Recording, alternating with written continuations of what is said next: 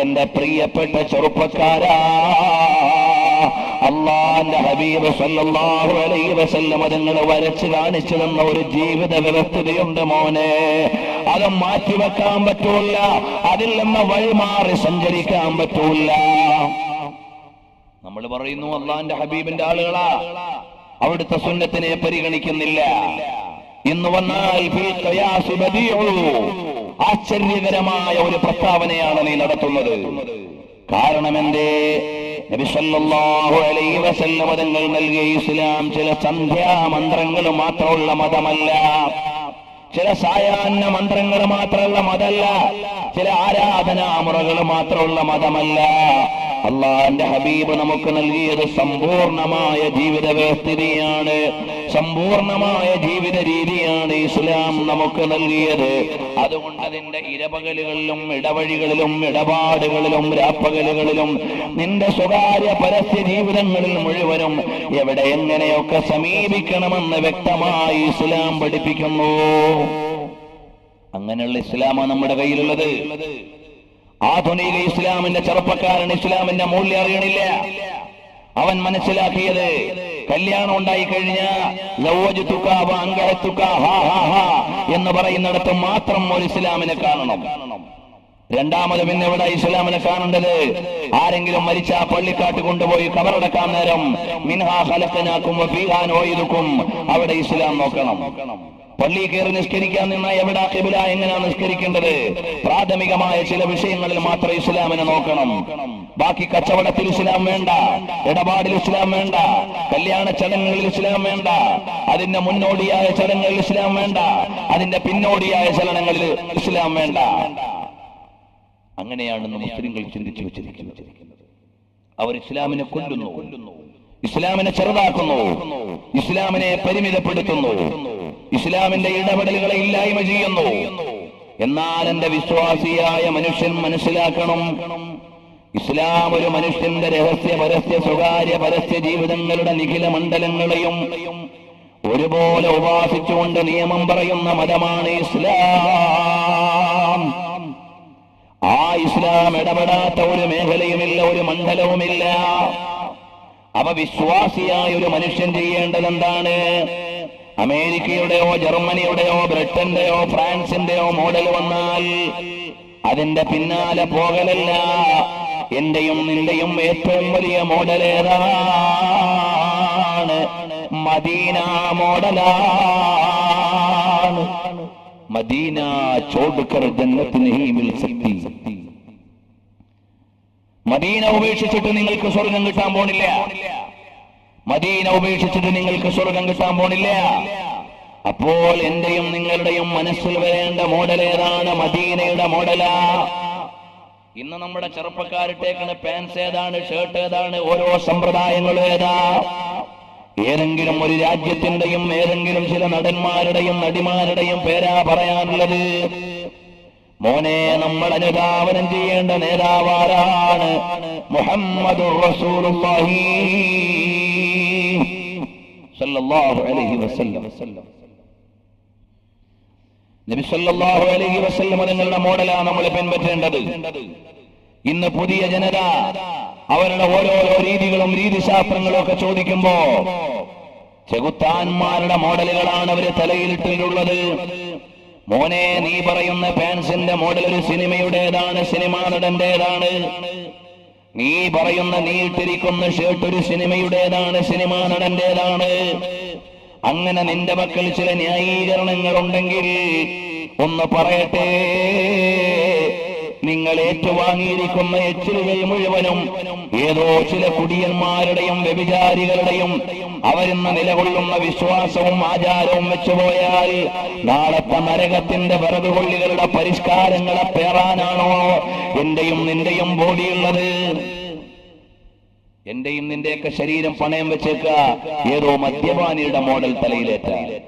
മിക്ക സാഹിത്യകാരന്മാരും മദ്യപാനികളാണ്, ആക്ടേഴ്സ് മദ്യപാനികളാണ്. അവരുടെ ജീവിതത്തിന്റെ ധാർമ്മികമായ തലങ്ങളെ ന്യായീകരിക്കാൻ പറ്റില്ല. അങ്ങനെയുള്ള ആളുകളുടെ എച്ചിലുകളെ വലിച്ചു കയറ്റാനാണോ നിനക്കുള്ള ബോഡി? പക്വതയുള്ള ഒരു സഹോദരന് ചിന്തിക്കാൻ കഴിയണം. നമുക്ക് സമ്പന്നമായ ഒരു നേതൃത്വമുണ്ട്, നമുക്ക് സമ്പൂർണമായ ഒരു വ്യക്തി നേതൃത്വമുണ്ട്. നബി സല്ലല്ലാഹു അലൈഹി വസല്ലം തങ്ങൾ വിളിച്ചത് മുഴുവനും നീതിയിലേക്ക്, ന്യായത്തിലേക്ക്, നിറയിലേക്ക്, നിഷ്ഠയിലേക്ക് വിളിച്ചു. ഇസ്ലാം പഠിപ്പിച്ചു, നിന്റെ ബുദ്ധിയെ ഇല്ലായ്മ ചെയ്യുന്ന മദ്യം ഉപയോഗിക്കാൻ പാടില്ല, അത് നിന്റെ വിവേകത്തെ സംരക്ഷിക്കാൻ. പടിഞ്ഞാറ് വിളിച്ചു മദ്യത്തെ സ്പിരിറ്റ് എന്ന്. ഇഷ്ടം പോലെ കുടിച്ചോടാ, നിന്റെ മസ്തിഷ്കം ഇല്ലാതാവട്ടടാ, ഇവിടത്തെ തമ്പുരാക്കന്മാര് വാഴട്ടടാ. അതിനുവേണ്ടിയല്ലേ പടിഞ്ഞാറ് മദ്യത്തെ സ്പിരിറ്റാക്കി മാറ്റിയത്. അതാണ് നമ്മുടെ മുന്നേറ്റം. ഇസ്ലാമിന്റെ ഭാഷയില്ലായ്മ ചെയ്യാൻ ഇന്നിപ്പോ ഗ്ലോബലൈസ്ഡ് സൊസൈറ്റി സ്ഥാപിക്കാൻ വേണ്ടി ഓരോ രാജ്യങ്ങളും ശ്രമിച്ചുകൊണ്ടിരിക്കുക, അതിന്റെ ഭാഗമായി മാറാൻ. 1400 കൊല്ലം മുമ്പ് അള്ളാഹുവിന്റെ പരിശുദ്ധമായ ഇസ്ലാം ഹബീബായ സല്ലല്ലാഹു അലൈഹി വസല്ലം തങ്ങൾ ഒരു യൂണിഫോം സിസ്റ്റം ലോകത്ത് കൊണ്ടുവന്നു. അതെന്താ? ഒഫീഷ്യൽ പ്രൊക്ലമേഷൻ അത് ഒറ്റ ലാംഗ്വേജിലായിരിക്കണം. വെള്ളിയാഴ്ചത്തെ ഖുത്ബ എന്ന് പറഞ്ഞാൽ കേവലം ഒരു പ്രസംഗമല്ല, ഇസ്ലാമിക വിധിപ്രകാരമുള്ള ഔദ്യോഗികമായ ഒരു പ്രഖ്യാപനമാണ്, ഒരു ഒഫീഷ്യൽ പ്രൊക്ലമേഷൻ. ഒരാഴ്ചയിൽ ജനങ്ങൾ ഇങ്ങനെ ജീവിക്കുമ്പോ എല്ലാവരും കൂടെ വിളിച്ചുകൂട്ടി, നിങ്ങൾ അല്ലാഹുവിനെ സൂക്ഷിക്കണം, നെറുകേടായി ജീവിക്കരുത്. അത് രാജകീയമായ പ്രൗഢിയോടെ നിശ്ചയിക്കപ്പെട്ട സമയത്ത് നിശ്ചിതമായ വേഷം ധരിച്ച് കൃത്യമായ സമയത്ത് ഒരു ഔദ്യോഗികമായ പ്രഖ്യാപനം. അതാണ് യഥാർത്ഥത്തിൽ വെള്ളിയാഴ്ചത്തെ ജുമുഅ. അതിനൊരു യൂണിഫോം ലാംഗ്വേജ്. അതേത് ലാംഗ്വേജ് ആണ്? ഖുർആനിന്റെ ഭാഷ, ഹദീസിന്റെ ഭാഷ, സ്വർഗത്തിന്റെ ഭാഷ, നബി സല്ലല്ലാഹു അലൈഹി വസല്ലം തങ്ങളുടെ ഭാഷ, എല്ലാമായ അറബിയിൽ ഒരു ഒഫീഷ്യൽ പ്രഖ്യാപനം. അതാണ് വെള്ളിയാഴ്ചത്തെ ഖുത്ബ. ആ യൂണിഫോം സ്റ്റൈലിൽ ഇല്ലായ്മ ചെയ്തു ചില ആളുകൾ. ഭൗതികതയുടെ ഭ്രാന്ത പിടിച്ചിട്ട് മതത്തിന്റെ മേച്ചിൽപ്പുറങ്ങളിലേക്ക് അപകടങ്ങളെ കടത്തിക്കൊണ്ടുവന്നവർ ഇസ്ലാമിന്റെ സാർവലൗകികത അറിയാത്തവരാണ്. അതുപോലെ മോനെ, ഈ സമുദായത്തിൽ ഇസ്ലാം മരിക്കുന്നത് എങ്ങനെയാ? ബോംബ് വീണിട്ടല്ല ഇസ്ലാം മരിക്കുന്നത്, മിസൈൽ പൊട്ടിയിട്ടല്ല ഇസ്ലാം മരിക്കുന്നത്. പിന്നെ എങ്ങനെയാ ഇസ്ലാം മരിക്കുന്നത്? സുന്നത്തം വസുന്ന. ഓരോ സുന്നത്ത് ഇങ്ങനെ ഉപേക്ഷിച്ച് അവസാനം മുസ്ലിം സൊസൈറ്റിയുടെ ഇസ്ലാം എല്ലാം അപ്പോൾ ഇസ്ലാം മരിക്കും. അപ്പൊ ഇസ്ലാം മരിക്കുന്നത് സുന്നത്തുകളില്ലായ്മ ചെയ്യപ്പെടുമ്പോഴാ. അതുകൊണ്ട് ആധുനിക യുഗത്തിൽ ജീവിക്കുന്ന മുസ്ലിം ചെറുപ്പക്കാരാ,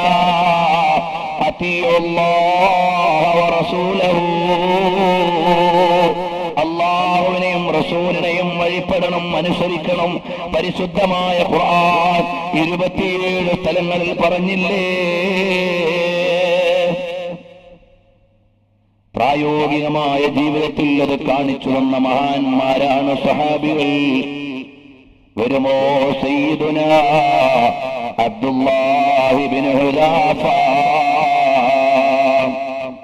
നബി സല്ലല്ലാഹു അലൈഹി വസല്ലം തങ്ങളുടെ പാഠശാലയിൽ നിന്ന് ഇസ്ലാമിക മൂല്യങ്ങളെ അറിഞ്ഞ മഹാനാണ് അബ്ദുല്ലാഹി ഇബ്നു ഹുദാഫ. മഹാനവറുകൾ ഉമർ ഇബ്നുൽ ഖത്താബ് റളിയല്ലാഹു അൻഹുവിന്റെ കാലഘട്ടത്തിൽ റോമാ സാമ്രാജ്യത്തിന്റെ കോട്ടകൊത്തളത്തിലേക്ക് തൗഹീദിന്റെ പടഹധ്വനിയുമായി കടന്നുപോയ മഹാന ആ അബ്ദുല്ലാഹി ഇബ്നു ഹുദാഫയെ പിടിക്കുകയാണ്. ഒരുപാട് മുസ്ലിം സൈന്യത്തെ കൊന്നുകളയുകയാണ്. അവസാനം അബ്ദുല്ലാഹി ഇബ്നു ഹുദാഫ എന്ന ബന്ദിയോട് പറയാണ്, അല്ലയോ അബ്ദുല്ലാഹ്, നിങ്ങൾ നിങ്ങളുടെ മതത്തിൽ നിന്നും മാറിയിട്ട് എന്റെ മതത്തിലേക്ക് വന്നാൽ, ഇസ്ലാമിന്റെ ചിട്ടവട്ടങ്ങളെ മുഴുവനും നിങ്ങൾ മാറ്റിവെച്ചാൽ എന്റെ അധികാരത്തിന്റെ പകുതിയും നിങ്ങൾക്ക് തരാം. അബ്ദുല്ലാഹി ഇബ്നു ഹുദാഫ ഒരു ബന്ദിയായ മുമ്പിൽ ആ അബ്ദുല്ലാഹി ഇബ്നു ഹുദാഫിനോട് പറയാ, നിങ്ങൾ നിങ്ങളുടെ കൾച്ചറും നിങ്ങളുടെ മതമൊക്കെ മാറ്റിവെച്ച് ഇങ്ങോട്ട് വന്നാൽ നിങ്ങൾക്ക് അധികാരത്തിന്റെ പകുതിയും തരാം. അബ്ദുല്ലാഹി ഇബ്നു ഹുദാഫ റളിയല്ലാഹു അൻഹു പറയാണ്, ലോ അഅതൈതനി ജമീഅ മാ തംലികു വജമീഅ മാ മലകതുൽ അറബു അലാ അൻ അർജിഅ അൻ ദീനി മുഹമ്മദിൻ സ്വല്ലല്ലാഹു അലൈഹി വസല്ലം തർഫത ഐൻ മാ ഫഅൽതു. നിങ്ങളുടെ കയ്യിലുള്ള മുഴുവൻ അധികാരവും എന്റെ കയ്യിലേക്ക് നൽകിയാലും അറബ് ഭരണാധികാരികളുടെ മുഴുവൻ നിയന്ത്രണവും എന്റെ കയ്യിലേക്ക് നൽകിയാലും അല്ലാഹുവിന്റെ ഹബീബ് സല്ലല്ലാഹു അലൈഹി വസല്ലം തങ്ങളുടെ മതത്തിൽ നിന്ന് ഒരിമ വെട്ടുന്ന സമയം മാറി നിന്നാൽ നിങ്ങൾക്ക് ഇത്രയും ഇനാം നൽകാമെന്ന് പറഞ്ഞാൽ, എന്നാലും ഞാൻ റസൂലുള്ളാഹിന്റെ മതത്തിൽ നിന്ന് മാറൂല. ഹബീബായ നബി തങ്ങളുടെ മതം വിട്ടു പോവില്ല. ഇതെന്ന് പ്രഖ്യാപിക്കുമ്പോൾ അബ്ദുല്ലാഹി ഇബ്നു ഉലാബ തങ്ങളോട് പറയാണ്, ഇതെന്ന ഖുതുലുക, എന്നാൽ നിന്നെ കൊന്നുകളയും അബ്ദുല്ലാഹി ഇബ്നു ഉലാബ തങ്ങൾ പറഞ്ഞു, അന്ത വദാക, ഇഷ്ടമുള്ളത് ചെയ്യാം, ഞാൻ അതിൽ നിന്ന് മാറൂല.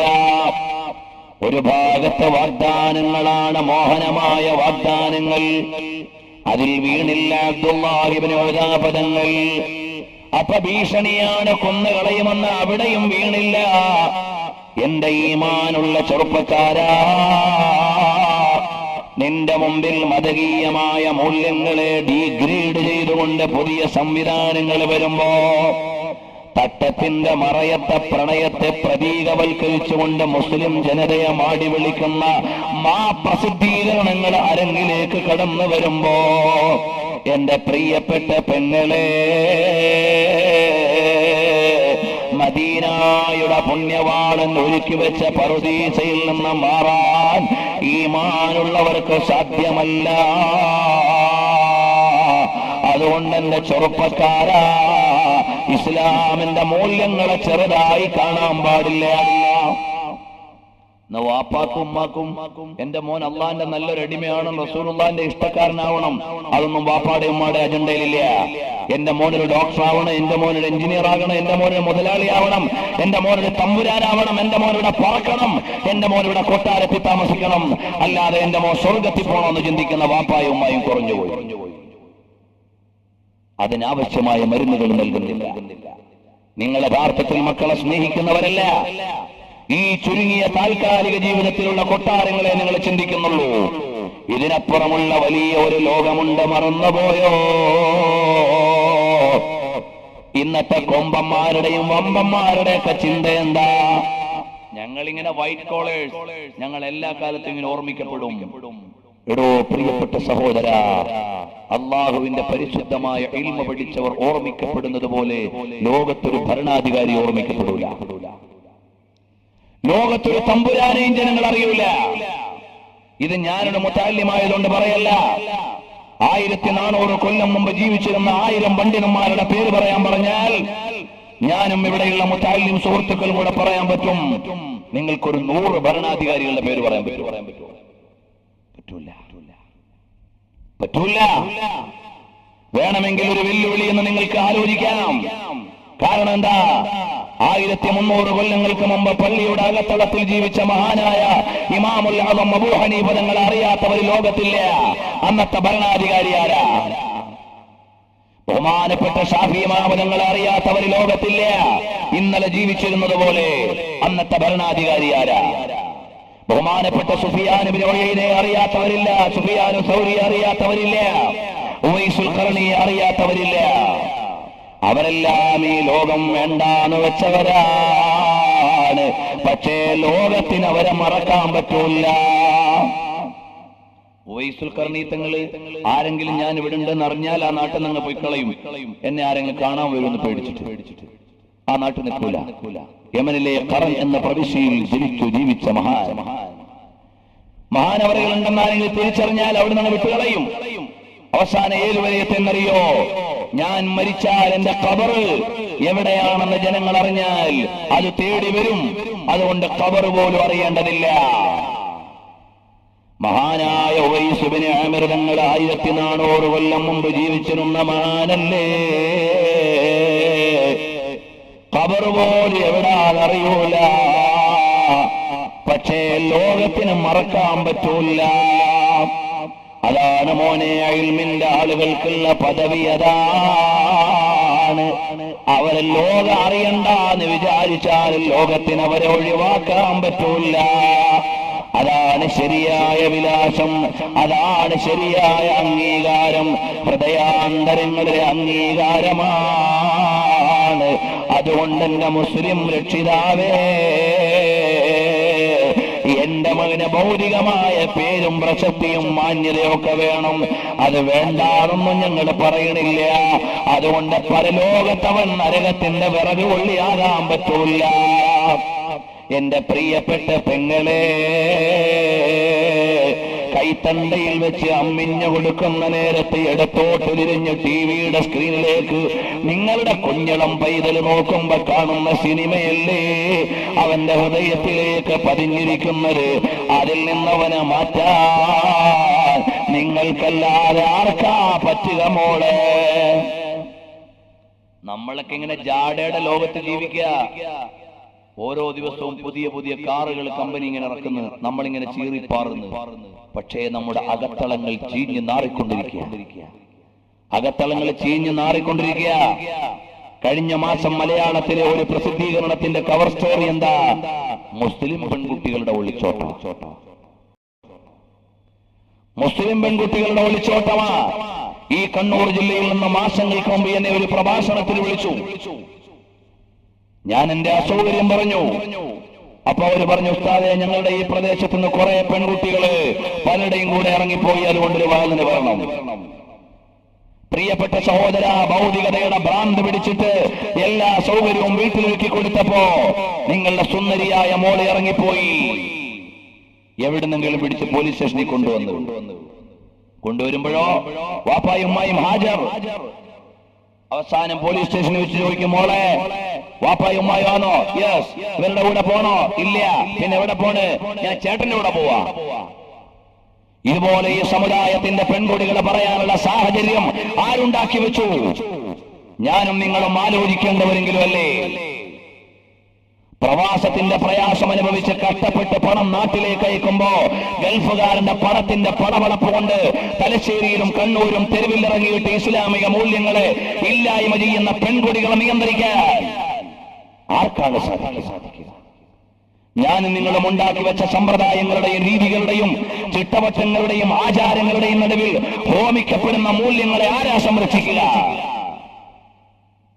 ഒന്നും അറിയില്ല എന്ന് വിചാരിച്ചിട്ട് ഉറങ്ങിയിട്ട് കാര്യമില്ല. ഇവിടൊന്നും സംഭവിക്കണില്ല എന്ന് വിചാരിച്ചിട്ട് കാര്യമില്ല. അവരവരുടെ വീട്ടിൽ സംഭവിക്കുമ്പോ പോലും ദുഃഖിക്കാത്ത വിധത്തിലേക്ക് കാലം മാറിക്കൊണ്ടിരിക്കുക. 1 കിലോ പൊന്നു കൊടുത്ത പൊന്നുമോളെ കെട്ടിച്ചയക്കാൻ കാത്തിരുന്ന വാപ്പ 2 ദിവസം മുമ്പ് മോള് പറഞ്ഞു, ബായ് ബായ്, ഞാൻ എല്ലാം കൊണ്ട് പോവാ. ഇതുപോലെയല്ലേ ഇന്ന് സമുദായത്തിന്റെ അപകടകരമായ പോക്ക്? ഇതിനെ ആര് നിയന്ത്രിക്കും? ഇതിന് ഏത് മീമാംസ കടിഞ്ഞാനിടും? ഏത് മൂല്യങ്ങൾക്ക് നിയന്ത്രിക്കാൻ കഴിയും? നമ്മുടെ ഇസ്ലാമികമായ ചിട്ടവട്ടങ്ങളിലേക്ക് മടങ്ങുകയല്ലാതെ പരിഹാരമില്ല. ഡൽഹിയിൽ ഒരു പെൺകുട്ടിയെ രാത്രി പിടിച്ചു കീറിക്കളഞ്ഞു കശ്മലന്മാർ. പിറ്റേന്ന് ഒരുപാട് ചർച്ചകൾ വന്നു പത്രത്തിൽ, മീഡിയകളിൽ. അപ്പോ ഒരു പെണ്ണ് അറിയാതെ പറഞ്ഞുപോയി, സമൂഹത്തിന്റെ ഇടയിൽ ജീവിക്കുന്ന സ്ത്രീകളെ സ്വന്തം മാതാവിന്റെയും മകളുടെയും ഭാര്യയുടെയും പെങ്ങളുടെയൊക്കെ മൂല്യം കൽപ്പിക്കാനുള്ള സമ്പ്രദായമാണ് പഠിപ്പിക്കപ്പെടേണ്ടത്. മലയാളത്തിൽ പറഞ്ഞപ്പോ അങ്ങ് തീർന്നു. ഇതേ സന്ദേശമാണ് മദീനയുടെ മണൽപ്പരപ്പിൽ നിന്ന് വ്യഭിചാരത്തിന് സമ്മതം ചോദിച്ചു വന്ന ആളോട് അള്ളാന്റെ റസൂല് പറയാണ്, മോനെ, നീ കാണുന്ന പെണ്ണ് ഒന്നുകിൽ നിന്റെ ഉമ്മയുടെ സ്ഥാനത്ത്, അല്ലെങ്കിൽ പെങ്ങളുടെ സ്ഥാനത്ത്, അല്ലെങ്കിൽ മകളുടെ സ്ഥാനത്ത്, അല്ലെങ്കിൽ ഭാര്യയുടെ സ്ഥാനത്താണ്. നിന്റെ പെങ്ങളെ ആരെങ്കിലും തൊടാൻ നീ സമ്മതിക്കോ? നിന്റെ ഭാര്യ ആരെങ്കിലും കയ്യേറ്റം ചെയ്യാൻ നീ സമ്മതിക്കോ എന്ന് ചോദിച്ചിട്ട് തിരുത്തി അള്ളാഹുവിന്റെ റസൂൽ സല്ലല്ലാഹു അലൈഹി വസല്ലം. ഒരു കാലഘട്ടത്തെയും ഒരു സമൂഹത്തെയും മാത്രമല്ല, യുഗാന്തരങ്ങളെ മുഴുവനും തിരുത്തി.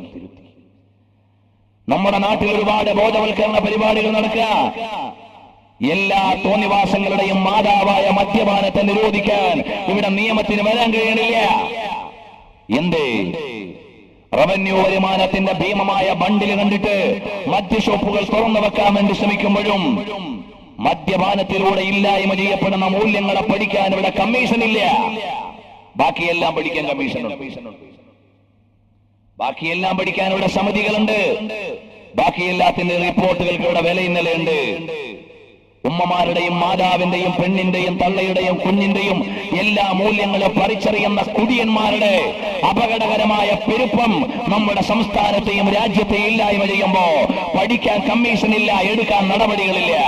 എവിടെ പോയി നമ്മുടെ ശാന്തിബോധം? എവിടെ പോയി നമ്മുടെ സാംസ്കാരിക വിചാരം? എവിടെ പോയി നമ്മുടെ രാഷ്ട്രത്തിന്റെ സുരക്ഷയെ കുറിച്ചുള്ള ചിന്ത? എന്റെ പ്രിയപ്പെട്ട പെങ്ങളെ, ഭർത്താവ് ഗൾഫിലാണ്. അയക്കുന്ന പൈസയുടെ പളപളപ്പ് കൊണ്ട് മോഡേൺ പർദ്ദ വാങ്ങിയിട്ടിട്ട് നടക്കുന്ന പെങ്ങളെ, ഞാൻ കൊല്ലത്തുകാരനാ. ഞങ്ങളുടെ നാട്ടിലൊക്കെ പർദ്ദയിടുന്നവര് പണ്ട് വളരെ കുറവാണ്, വിരലിലെണ്ണാവുന്ന ആളുകളെ ഉള്ളൂ. ഇന്ന് ഒരുപാട് പെൺകുട്ടികൾ പർദ്ദയിടുന്നുണ്ട്. അത് ഈമാൻ കൂടിയത് കൊണ്ടല്ല, പർദ്ദയിലെ ഈമാൻ പോയതാ. ഇന്നെന്റെ പ്രിയപ്പെട്ട ഭർത്താക്കന്മാരെ, നിങ്ങളുടെ ഭാര്യമാർക്ക് നിങ്ങൾ വാങ്ങിക്കൊടുക്കുന്ന പർദ്ദ അള്ളാന്റെ സ്വർഗത്തിലെ നടുത്തളം കിട്ടാനാണോ? മോഡേൺ കമ്പനിക്കാരൻ ഉണ്ടാക്കി കൊടുക്കുന്ന സർവത്ര അരുതായ്മകളുടെയും പ്രചോദന ശക്തികളാകുന്ന പർദ്ദകളും അതിന്റെ മേലെ 40 വട്ടം ഒഴിഞ്ഞു പോകുന്ന ഒരു തുണ്ടൻ തുണിയും വാങ്ങിക്കൊടുത്തിട്ട് കാക്ക ഗമേ നടക്കുക. എന്റെ മോക്ക് പർദ്ദ വാങ്ങിക്കൊടുത്തു, എന്റെ ഭാര്യയ്ക്ക് ഞാൻ പർദ്ദ വാങ്ങിക്കൊടുത്തു, എന്റെ പെങ്ങൾക്ക് ഞാൻ പർദ്ദ വാങ്ങിക്കൊടുത്തു. പ്രിയപ്പെട്ട സഹോദരാ, ഇസ്ലാം പറഞ്ഞതൊരു ലോഹ വലിച്ചിടാനല്ല. ഇസ്ലാം പറഞ്ഞത് ഒരു ലോഹ വലിച്ചിടാനല്ല, മറിച്ച് ഇസ്ലാം പറഞ്ഞത് എന്താ? മാന്യമായി വസ്ത്രം ധരിച്ചിട്ട് പെണ്ണിന്റെ ഭാവങ്ങളും ഭംഗങ്ങളും അംഗഭംഗങ്ങളും മറ്റൊരാളും അറിയാൻ പാടില്ല. അറിഞ്ഞതുകൊണ്ടാ പിടിച്ചുപറിയുണ്ടായത്. പാർലമെന്റ് മുതൽ പഞ്ചായത്ത് വരെ പിടിച്ചുപറിയും അടിച്ചുപിടിയും എല്ലാം ഉണ്ടായി. 3 വയസ്സുകാരിയും 30 വയസ്സുകാരിയും 6 വയസ്സുകാരിയും 100 വയസ്സുകാരിയും പീഡിപ്പിക്കപ്പെടുന്ന ലോകത്താണ് നമ്മൾ ജീവിക്കുന്നത്. വത്തിക്കാനിലെ പോലും കരഞ്ഞുപോയി പോയി ഡൽഹിയിലെ വാർത്ത കേട്ടിട്ട്. എന്തോ ആകട്ടെ, ഏതായാലും ശരി, ഇതുപോലെ ലോകത്തെ മുഴുവനും നാണിപ്പിക്കുന്ന നടപടികളിലേക്ക് പുതിയ തലമുറ പോകുമ്പോഴും കാര്യക്ഷമമായി ചിന്തിക്കാൻ നമുക്ക് കഴിയുന്നില്ല. എന്നാൽ എന്റെ പ്രിയപ്പെട്ട സഹോദരനോട് പറയട്ടെ, ഇസ്ലാം ക്ഷേമത്തെ ആഗ്രഹിക്കുന്ന മതമാണ്. നിന്റെ ഭാര്യ മാന്യമായ വസ്ത്രം ധരിച്ചു നടക്കണം. അന്യപുരുഷന്മാരെ ആകർഷിക്കുന്ന വേഷം പാടില്ല. ഇന്ന് കുടുംബ അന്തരീക്ഷങ്ങളുടെ അകത്തളങ്ങളിൽ നടക്കുന്ന ലൈംഗിക വൃത്തികേടുകൾ, പബ്ലിക്കായി നടക്കുന്ന ലൈംഗിക അരാജകത്വത്തെക്കാൾ ആഴത്തിലുള്ള അപകടങ്ങളാണ്. അറിയാൻ ആളുകളില്ല, അറിഞ്ഞാൽ പ്രതികരണമില്ല. ദിനപത്രം വായിച്ചാൽ മനസ്സ് മലിനമായി പോകും മക്കളുടേത്. ഈ രീതിയിലേക്ക് വാർത്തകൾ വൃത്തികെട്ടതായി മാറിയില്ലേ? കൊലയും കൊള്ളിവെപ്പും പിടിച്ചുപറിയും തോന്നിവാസവും വാർത്തയല്ലാത്ത വിധം സാധാരണ നടപടികളായില്ലേ? ഇവിടെ ഒരു യുവത ഉണരണം, ഇവിടെ ഒരു രക്ഷിതാക്കളുടെ സംഘം ഉണരണം. നമ്മുടെ നാട് ക്ഷേമത്തോടെ മുന്നോട്ട് പോകണമെങ്കിൽ, മൂല്യങ്ങൾ അറിയുന്ന ഒരു ജനത സംരക്ഷിക്കപ്പെടണമെങ്കിൽ, എന്റെയും നിങ്ങളുടെ ഈ ചിന്തകൾ നീതിയുടെ ധർമ്മത്തിന്റെ പക്ഷത്തേക്ക് വരണം. അല്ലാതെ പരിഹാരമുണ്ടാവൂല. സയ്യിദുനാ അബ്ദുല്ലാഹി ഇബ്നു ഹുദാഫ റളിയല്ലാഹു അൻഹുവിനോട് പറഞ്ഞു, കൊന്നു കളയുമടോ. അബ്ദുല്ലാഹി ഇബ്നു ഹുദാഫ തങ്ങൾ പറഞ്ഞു, കുഴപ്പമില്ല. നബി സല്ലല്ലാഹു അലൈഹി വസല്ലം തങ്ങളെ പഠിപ്പിച്ച മൂല്യങ്ങളിലേക്ക് നമ്മൾ വരണം. എന്നിട്ട് അല്ലാഹുവിന്റെ ഹബീബ് സല്ലല്ലാഹു അലൈഹി വസല്ലം തങ്ങളുടെ പാഠഭാഗങ്ങൾ പ്രചരിപ്പിക്കണം. അല്ലാഹുവിന്റെ ദീനിനെ ഉയർത്തിപ്പിടിക്കുന്ന ഒരു യുവതയുണ്ടാകണം, ഒരു ജനത വേണം. ഇവിടെ ക്ഷേമമുണ്ടാകണം.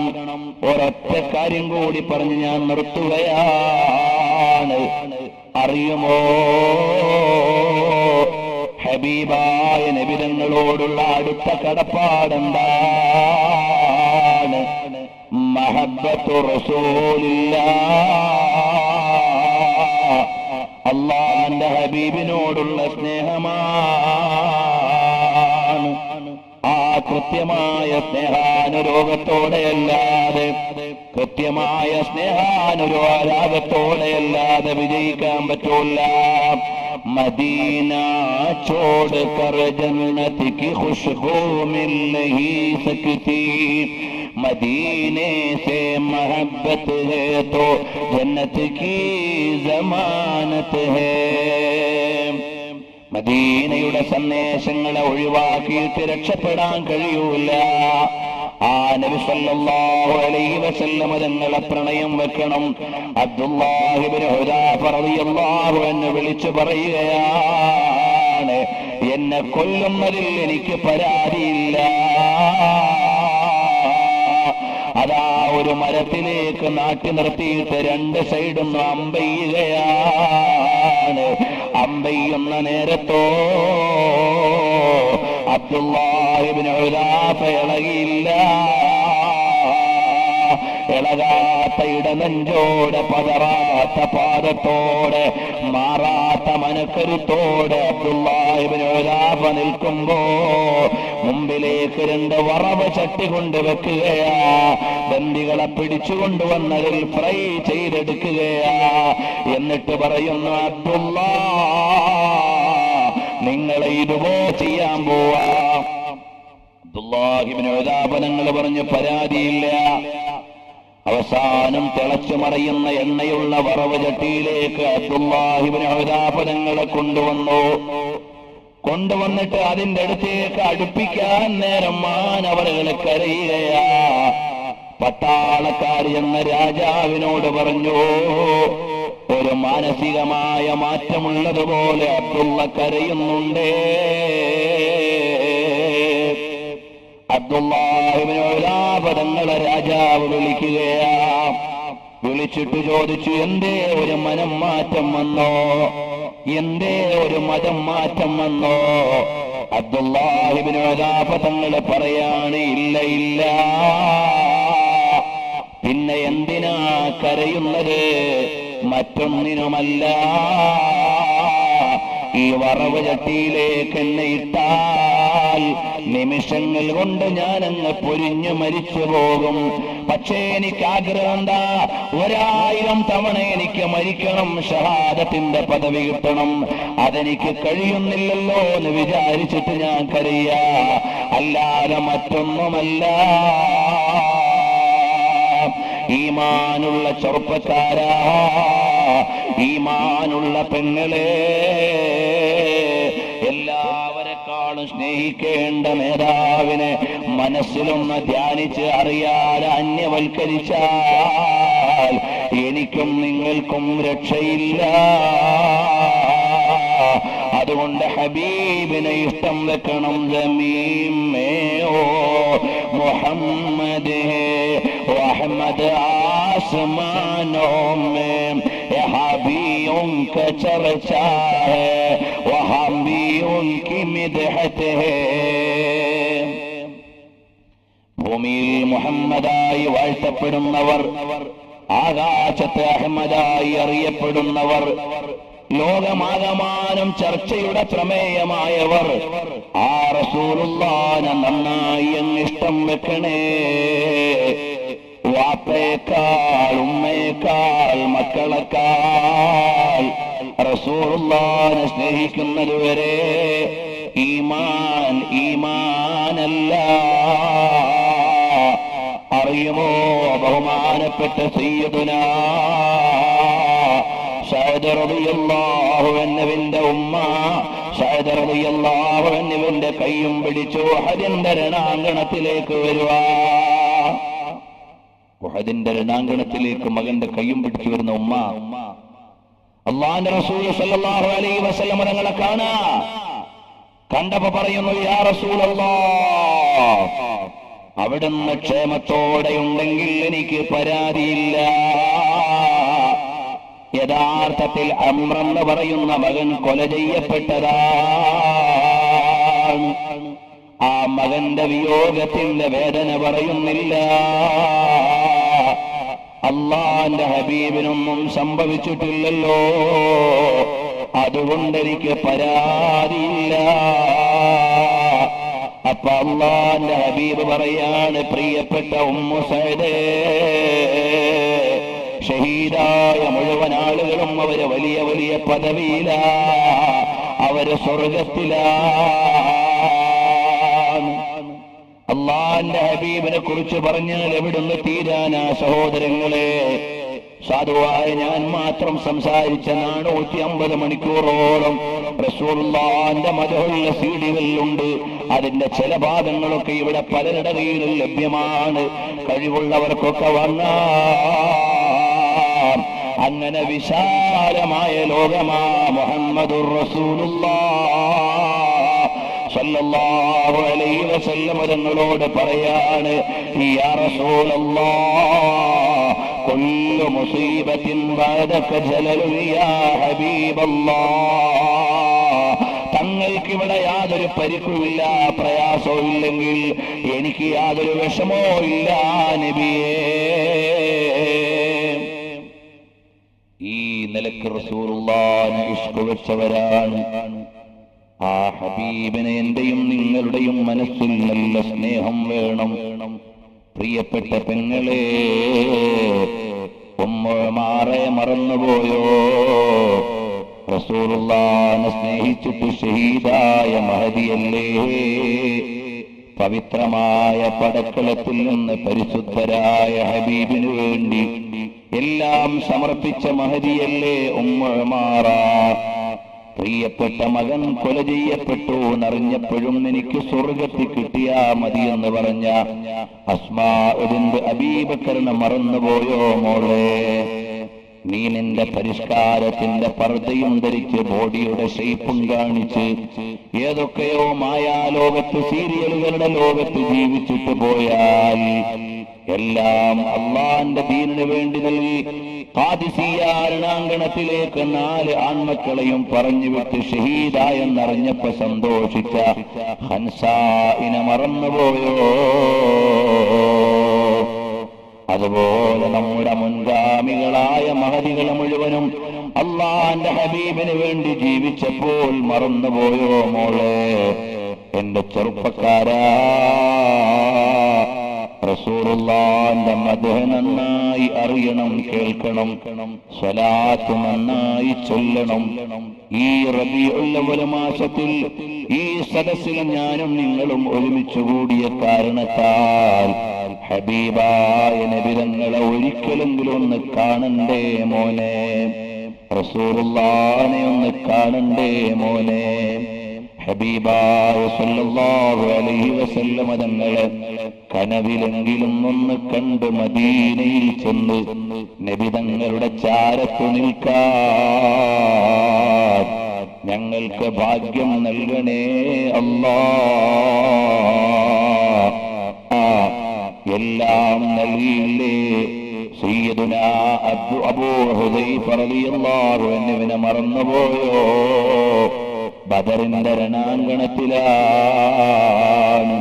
നബി സല്ലല്ലാഹു അലൈഹി വസല്ലം തങ്ങളുടെ കൂടെ നിൽക്കുകയാണ്.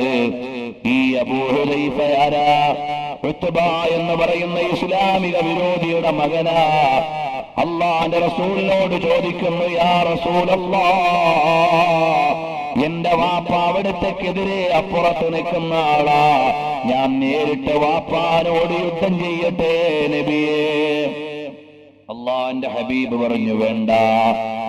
അപ്പൊ അവിടെ നിൽക്കുമ്പോഴാണ് പെങ്ങൾ ഹിന്ദ് എന്ന പെങ്ങൾ വിളിക്കാണ്, ഫമാ ശകറത അബൻ റബ്ബക മിൻ സിഗരി ഹത്താ ശബബത ശബാബൻ ഗൈറ മഹ്ജൂനി الأحول الأشعال المشؤوم طائر أبو حذيفة شر الناس في الدين.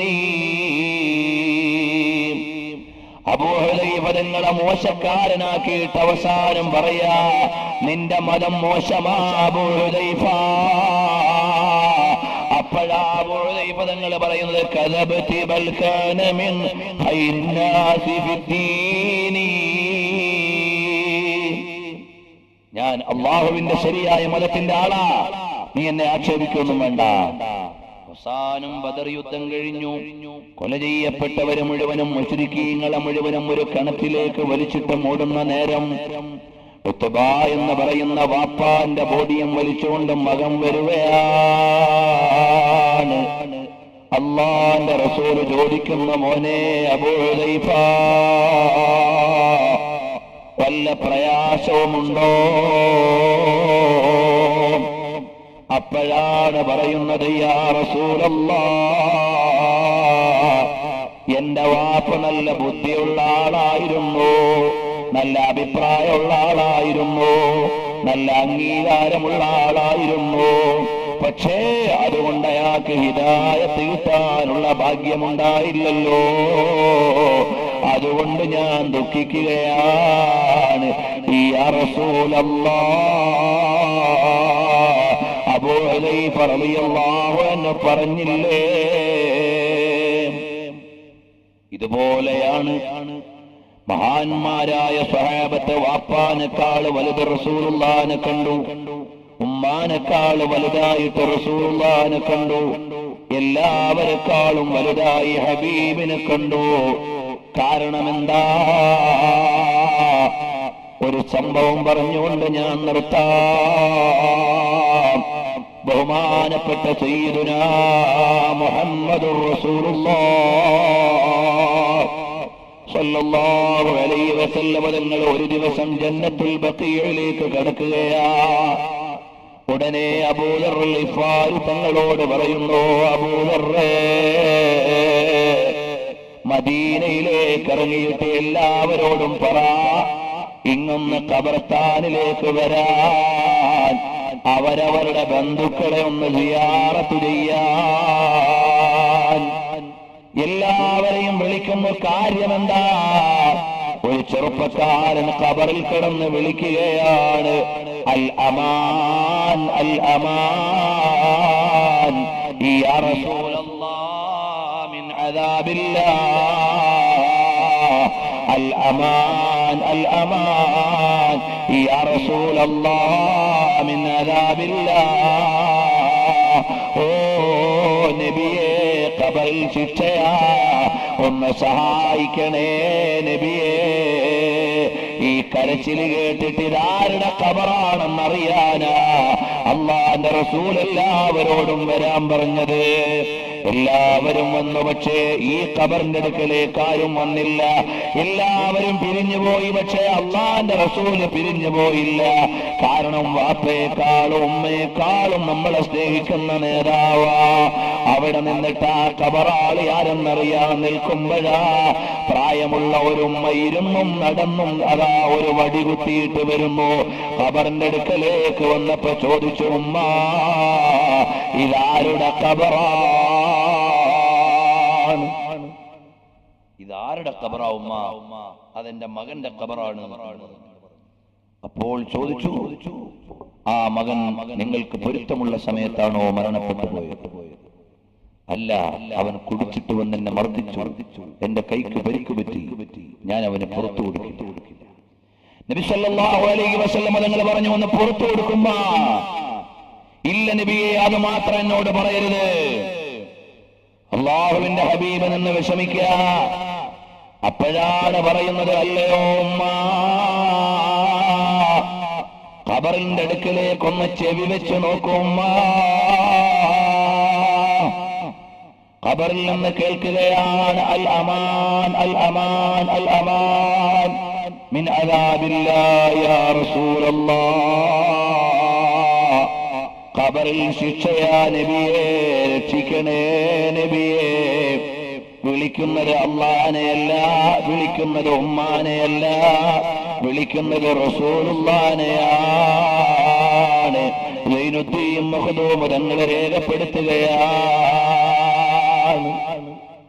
അപ്പോൾ ഉമ്മാനോട് പറഞ്ഞു, ഉമ്മ കേട്ടില്ലേ, നിങ്ങളുടെ മകൻ നരകത്തിന്റെ തീ അനുഭവിച്ചുകൊണ്ട് ഖബറിൽ കിടക്കുക, അതുകൊണ്ട് നിങ്ങളൊന്ന് പുറത്തു കൊടുക്കണം.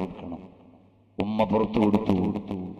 അപ്പൊ ഖബറിൽ നിന്ന് കേൾക്കുകയാണ്, ജസാക്കല്ലാഹു യാ റസൂലല്ലാഹ്. അല്ലാഹുവിന്റെ ഹബീബിനെ അഭിവാദ്യം അർപ്പിക്കുകയാണ്. അങ്ങനെ എല്ലാവരും കൈയൊഴിയുന്ന സമയത്ത് നമ്മളെ പിടിക്കുന്ന ശഫാഅത്തിന്റെ നേതാവാണ് നബി സല്ലല്ലാഹു അലൈഹി വസല്ലം. അതുകൊണ്ട് നന്നായി സ്വലാത്ത് ചൊല്ലണം. ഈ റബീഉൽ അവ്വലിൽ അത് വർദ്ധിപ്പിക്കണം. ഹബീബിലേക്ക് ലയിക്കണം. ഒരു പ്രാവശ്യമെങ്കിലും റസൂലുള്ളാഹിനെ കാണണം കേട്ടോ. എല്ലാ മുഅ്മിനീങ്ങളും എഴുന്നേറ്റ് അടുത്തേക്ക് നിൽക്കുമോ? അങ്ങ് ദൂരെയുള്ളവരൊക്കെ ഒന്ന് അടുത്തു നിന്നാൽ ഹബീബായ മുഹമ്മദുർ റസൂലുള്ളാഹ് സല്ലല്ലാഹു അലൈഹി വസല്ലം തങ്ങളെ നന്നായി ഇഷ്ക് വെച്ച് മഹബത്ത് വെച്ച് സ്വലാത്ത് ചൊല്ലി അവസാനമൊന്ന് മരിക്കുമ്പോ ഹബീബിനെ കാണണ്ടേ മോനെ. താരീഖുൽ ഇസ്ലാം എന്ന ഗ്രന്ഥത്തിൽ ദഹബി രേഖപ്പെടുത്തുന്ന ഒരു സംഭവം കാണാം. എന്തേ ഞാനത് പറയാനുള്ള കാരണം, ചില ആളുകൾ സംഭവങ്ങൾ പറയുമ്പോൾ വാറോലകളിലുള്ളതാണ്, കിതാബുകളിൽ ഇല്ലാത്തതാണ് എന്നൊക്കെ പറഞ്ഞേക്കാം. എന്നാൽ ഇവിടെയുള്ള എല്ലാ വിഭാഗങ്ങൾക്കും സ്വീകാര്യനായ ദഹബി എന്ന് പറയുന്ന ചരിത്രകാരൻ അദ്ദേഹത്തിന്റെ താരീഖുൽ ഇസ്ലാം ആ ചരിത്രഗ്രന്ഥത്തിൽ എഴുതി വെക്കുന്നതായി കാണാം. യഅഖൂബ് ബിൻ സുഫിയാൻ അൽ ഫസവി എന്ന ഒരാൾ നബി സല്ലല്ലാഹു അലൈഹി വസല്ലം തങ്ങളുടെ ഹദീസ് പകർത്തി എഴുതിയിരുന്ന ആളാണ്. യഅഖൂബ് ബിൻ സുഫിയാൻ അൽ ഫസവി എന്നയാൾ ഹദീസ് പകർത്തി എഴുതുന്ന ആളാണ്. രാവ് വൈകോളം ഇരുന്ന് ഹദീസ് എഴുതുന്നു. കുറെ ദൂര നാട്ടിലാണിപ്പോൾ താമസിക്കുന്നത്. അങ്ങനെ ഒരു ദിവസം ഹദീസ് എഴുതിക്കൊണ്ടിരിക്കുന്നതിന്റെ ഇടയിൽ അദ്ദേഹത്തിന്റെ കണ്ണിൽ നിന്ന് വെള്ളമങ്ങ് വീണു. ഫനസലൽ മാഉ മിൻ ഐനി, എന്റെ കണ്ണിൽ നിന്നിങ്ങനെ വെള്ളം കിട്ടി. എന്റെ കാഴ്ച അങ്ങ് നഷ്ടപ്പെട്ടുപോയി. ഫബകൈതു അലാ ഇൻഖിതാഇ, അപ്പോൾ എനിക്ക് വലിയ കരച്ചിൽ വന്നുപോയി. ഞാൻ നാട്ടിലല്ലല്ലോ. വഅലാമായ ഫൂതനി മിനൽ ഇൽമി, എനിക്ക് ഇൽമിന്റെ സേവനം നഷ്ടമായി പോയല്ലോ. ഞാൻ നാട്ടിൽ നിന്ന് ദൂരെയായി പോയല്ലോ. എനിക്ക് വല്ലാത്ത പ്രയാസം തോന്നി. ഞാൻ എവിടെ ഇരുന്ന് കരഞ്ഞു.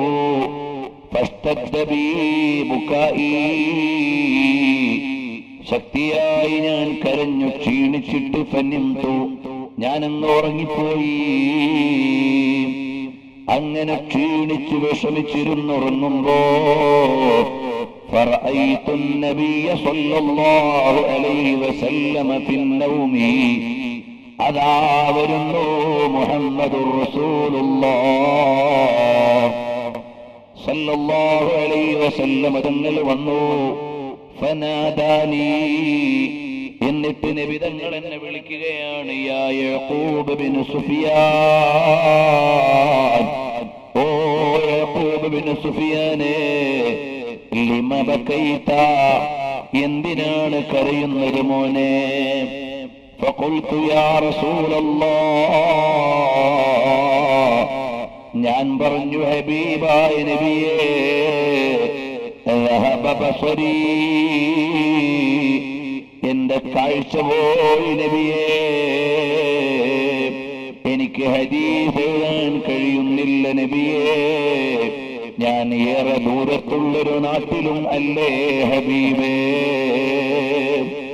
ഉടനെ ഹബീബായ നബി തങ്ങൾ പറയാണ്, ഉദ്നു മിന്നീ, ഇങ്ങോട്ടൊന്ന് അടുത്തു നിൽക്കുമോനെ.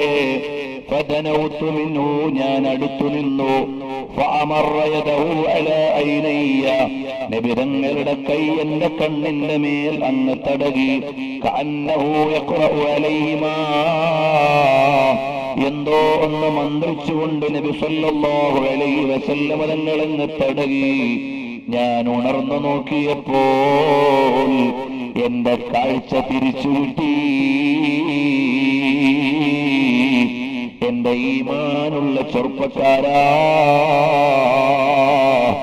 റസൂലുള്ളാഹിനെ ഒന്ന് കാണണ്ടേ മോനെ. ആയിരക്കണക്കിന് ഇമാമിങ്ങൾ കണ്ടത് മുഅ്ജമൻ റഅൻ നബിയ സല്ലല്ലാഹു അലൈഹി വസല്ലമ എന്ന കിതാബിൽ എഴുതിയില്ലേ മോനെ. റസൂലുള്ളാഹിനെ കണ്ട 100 മഹാന്മാരെ പറയാൻ മാത്രം ഒരു ഗ്രന്ഥമില്ലേ മോനെ. അപ്പോൾ ഹബീബായ നബി സല്ലല്ലാഹു അലൈഹി വസല്ലമ തങ്ങളെ നന്നായി ഒന്ന് സ്വലാത്ത് ചൊല്ലി ഈ റബീഉൽ അവ്വൽ മാസത്തിൽ വീട്ടിൽ വെച്ച് മൗലിദോതി, പള്ളിയിലെ മൗലിദിൽ കൂടി, ഇവിടെ നടക്കുന്ന സ്വലാത്ത് ജാഥയിൽ പങ്കെടുത്ത് റസൂലുള്ളാഹിന്റെ ആഗമനത്തിൽ സന്തോഷിച്ച് നല്ലവരായി ഒന്ന് ജീവിച്ചാൽ വെറുതെ അല്ല. സുയൂത്തി മാമരങ്ങൾ 70-ലേറെ കണ്ട മഹാനല്ലേ. ഷാദുലി മാമരങ്ങൾ പറഞ്ഞില്ലേ, ഒരു തവണ നബിതങ്ങൾ എന്നെ തൊട്ട് മറിഞ്ഞാൽ എനിക്ക് സങ്കടം തീരൂല. അങ്ങനെ രാവും പകലും കണ്ട ഇമാമിങ്ങളില്ലേ മോനെ.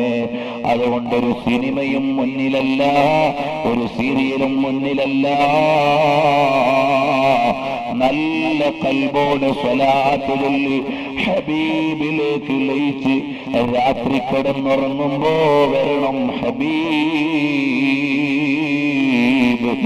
ആ കണ്ടാലെന്ത് രസമാണ്. സാഹിബു തർഫിൽ കഹീൽ വൽഖദ്ദിൽ ലസീൽ والزمزم والسلسبيل قاهر المضادين مبيد الكافرين. ഒറ്റയ്ക്കിരിക്കുമ്പോൾ എന്റെ വിഷമമറിയാൻ പറ്റുന്ന നേതാവാണ്. സ്വലാത്ത് ചൊല്ലുമ്പോൾ എനിക്ക് സാമീപ്യം തരുന്ന നേതാവാണ്. സലാം ചൊല്ലുമ്പോൾ മടക്കുന്ന നേതാവാണ്. എല്ലാ മുതലാളിമാർക്കും അവരുടെ എല്ലാ ശാഖയിലെയും ക്യാഷ് കൗണ്ടർ കാണാൻ ഇന്റർനെറ്റ് സംവിധാനമുണ്ട്. അള്ളാന്റെ ഹബീബിനെ എല്ലാ ഉമ്മത്തിനെയും കാണാൻ റൗളയിൽ സംവിധാനമുണ്ട്. നിങ്ങളുടെ അമലുകൾ എന്നിലേക്ക് കാണിക്കപ്പെടുന്നതാണ്. സാധുവായ ഞാൻ വേല പറയുന്ന ഈ സദസ്സ് റസൂലുള്ളാഹിന്റെ മദീനയിൽ കാണിക്കപ്പെടും.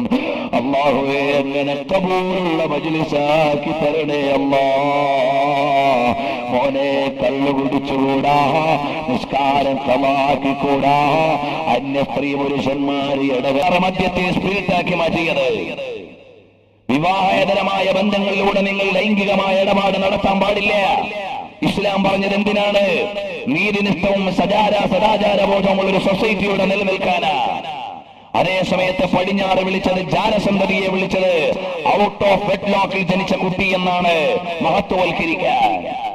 ലൈംഗികമായ ദുരാചാരങ്ങളെ മുഴുവനും ലോകത്തിന്റെ കമ്പോളത്തിലേക്ക് വലിച്ചിട്ടത് പടിഞ്ഞാറിന്റെ എച്ചുലുകളും സംസ്കാരങ്ങളുമാണ്. ഇത് ഞാൻ മാത്രം പറയണതല്ല. ഇന്നലെ ഒരു സ്വാമിജിയുടെ പ്രസ്താവന കാണാൻ കഴിഞ്ഞു. വരട്ടെ സഹോദരങ്ങളെ, നീതിനിഷ്ഠമായ ഒരു സദാചാരബോധമുള്ള ഒരു സമൂഹത്തെ സൃഷ്ടിക്കുവാൻ അല്ലാഹുവിന്റെ ഹബീബ് വിളിച്ചു. കുഴിമാടങ്ങളിൽ കിടന്ന പെൺകുട്ടികളെ പൊടി തട്ടിയെടുത്ത് അമരത്ത് നിർത്തിയിട്ട് അടുക്കണമെങ്കിൽ അവകാശം കൊടുക്കണമെന്ന് പറഞ്ഞ മതമാണ് ഇസ്ലാം.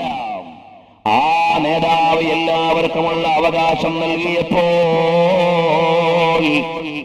ഇഷ്ടമുള്ളവനും ഇഷ്ടമുള്ളവൾക്കും എവിടെയും എങ്ങനെയുമാകാമെന്ന ഫ്രീ സെക്സ് സമ്പ്രദായം കൊണ്ടുവന്ന പടിഞ്ഞാറ് ലോകത്തിന് നാശമോ ക്ഷേമമോ പറയൂ സഹോദരാ. ഡൽഹിയിൽ ഒരു പെണ്ണിന് രാത്രി യാത്ര ചെയ്യാൻ വയ്യ. അലങ്കോലപ്പെട്ട ഒരു റിപ്പോർട്ടുകൾ നിങ്ങൾ കേട്ടു. ഇന്ത്യ മഹാരാജ്യത്തിൽ ഒരു രാഷ്ട്രപതിക്ക് പോലും കിട്ടാത്ത ആദരവോട് ആ പെൺകുടി കബറടക്കപ്പെട്ടു, അല്ലെങ്കിൽ ബറിയൽ സെറമണി കഴിക്കപ്പെട്ടു. വരട്ടെ, ഒന്ന് ചോദിക്കട്ടെ, ഇവിടെയുള്ള മീഡിയകൾ വല്ലാതെ കൊണ്ടാടി. വനിതാ കമ്മീഷൻ ഇവിടെ പ്രതിഷേധം അറിയിച്ചു. കേരളത്തിന്റെ കവലകളിലും പ്രതിഷേധ പ്രകടനങ്ങൾ നടന്നു. എന്നാൽ ഇതിന്റെ സാമൂഹികമായ കാരണമറിയാൻ ഇവിടെ ഒരു മീഡിയ ഉണ്ടായില്ല.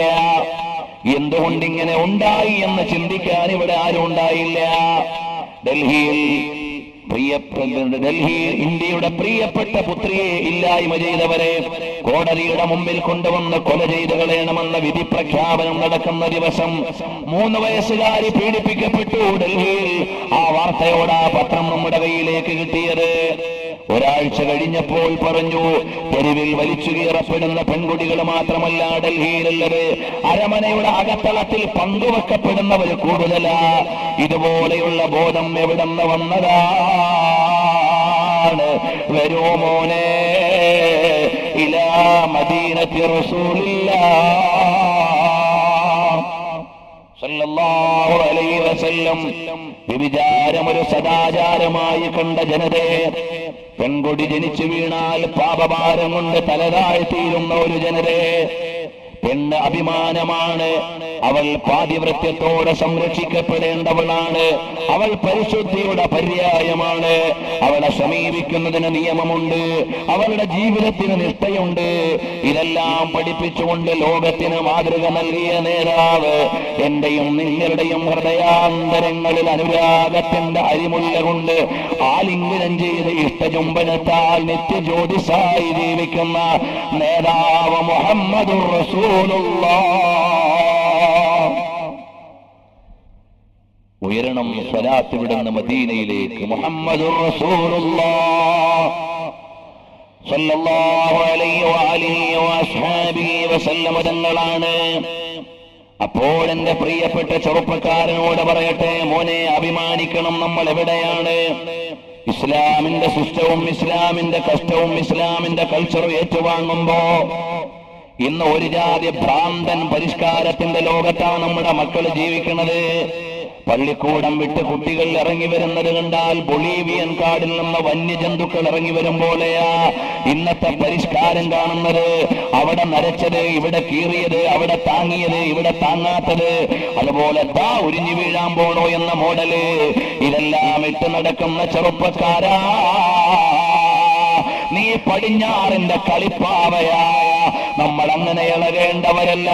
നമ്മൾ ആരെന്നറിയമോ? കലിമത്തും തയ്യിബത്തും കശജറത്തും തയ്യിബത്തുൻ അസ്ലുഹാ സാബിതുൻ വഫറുഹാ ഫിസ്സമാ. നമ്മൾ അങ്ങനെ ഒഴുക്കിൽപ്പെട്ടു പോകേണ്ടവരല്ല. ചണ്ടിചവറുകളും ചപ്പുചവറുകളുമാണ് വെള്ളം വരുമ്പോ ഒലിച്ചു പോണത്. അതേ സമയത്ത് ദാർഢ്യതയുള്ളവൻ അവിടെ പിടിച്ചു നിൽക്കും. നമ്മുടെ കൾച്ചറൽ ബേസ്മെന്റ് ഉള്ള സമൂഹമാണ് നമ്മള്.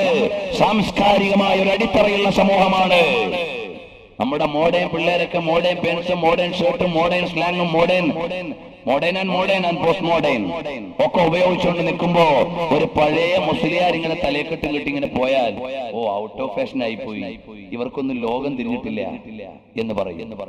മോനെ, നിങ്ങൾക്ക് ലോകത്തിന്റെ കളിപ്പാവകളായി മാറിപ്പോയി നിങ്ങൾ. നമ്മുടെ ഈ ബോഡി ആർക്കെങ്കിലും വേണ്ടി പണയം വെക്കാനുള്ളതല്ല, കുത്തക കമ്പനികളുടെ കച്ചവട ഉപകരണമാകാനുള്ളതല്ല. എനിക്കും നിങ്ങൾക്കും ഒരു സംസ്കാരമുണ്ട്. ആ സംസ്കാരത്തിൽ നിന്ന് മാറാൻ പറ്റൂല.